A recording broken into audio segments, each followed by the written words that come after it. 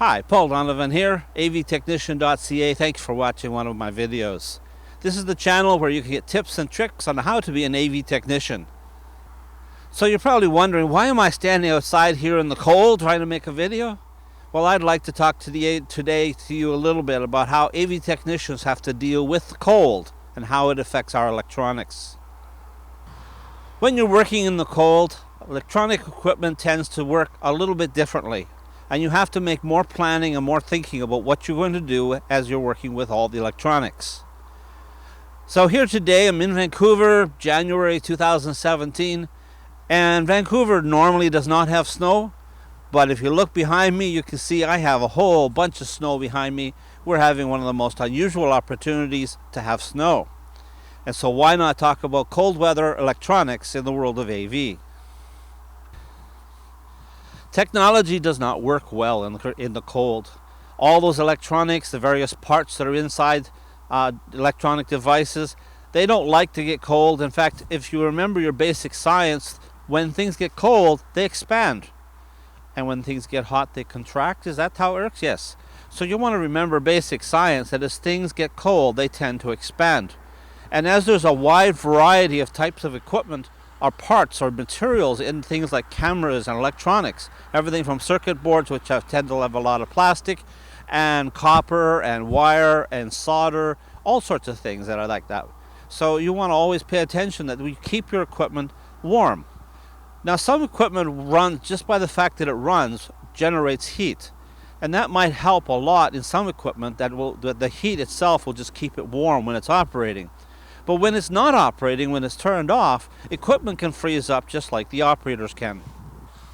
I'll tell you a story one day about an event I did a few years ago where I had to set up a set of speakers and a PA system on the top of a hill, and for a grand opening announcement, and there was 2 feet of snow. So this was quite a challenge. I mean, just getting to the place required a lot of work for me to get up there. I had to be bundled up in my big coat, my leggings and everything, and be prepared for a day in the cold. But I also had to think about the equipment. There was no place for the equipment to stay warm once it got up there. So I had to keep the time from when I took it from the warm transportation out into the cold. I had to find a way to be sure that that also was kept warm so it would operate best. But there was another factor that was involved. I needed to run speakers. I had to run 4 speakers. Now, you have 2 kinds of speakers. You have passive speakers, which have no power, and you have powered speakers that have power. I did not like the idea of running power cords around to the speakers, running it through the snow, so instead we chose to use passive speakers. The cable that runs the speaker sound from the amplifier is a very low wattage, a very low voltage, and generally speaking cannot be too badly affected if there's moisture or wetness get into the cable. So shorting out things is not as bad when you're using a passive speaker.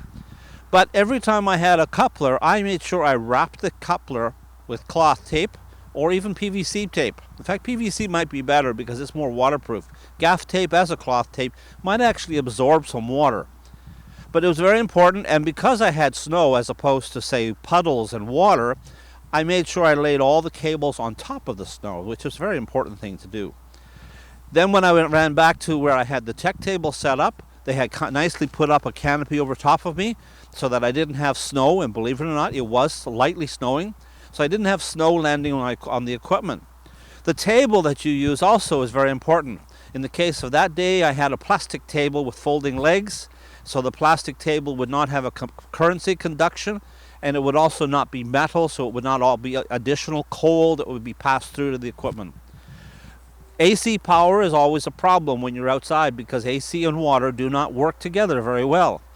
So in my case, we were running off of a generator, so we made sure we used very well grounded cabling that we ran from the generator to the tech table, and all connections were very well grounded, made sure the 3rd prong was in place, because I didn't want to get shocked and I didn't want the equipment to get shorted out because it was a long ways back to the shop to get replacement equipment.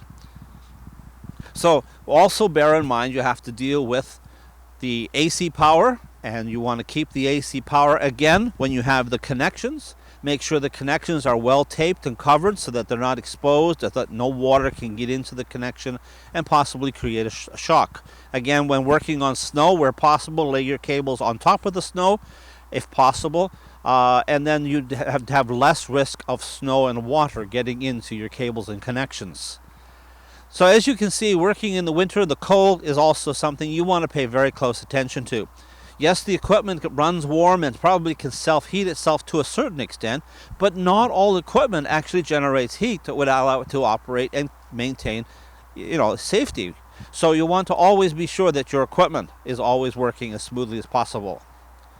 Oh, by the way, another thing to bear in mind is cables. Like, you have this cable here that's attached to the microphone. It's wrapped in a rubbery-like material. Inside is aluminum or copper wire. Each of those things also affected differently by the amount of inspection and so on.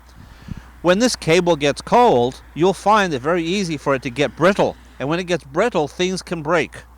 And you don't want that to happen to your cable. So again, just like the speaker wires, just like your AC wire, if you've got a cable, any kind of cable, you want to be sure you keep it out of the wet as best as you can.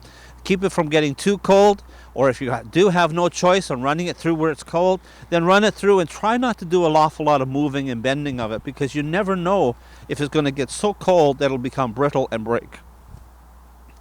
So there you have it. Paul Donovan here, avtechnician.ca. I thank you for watching.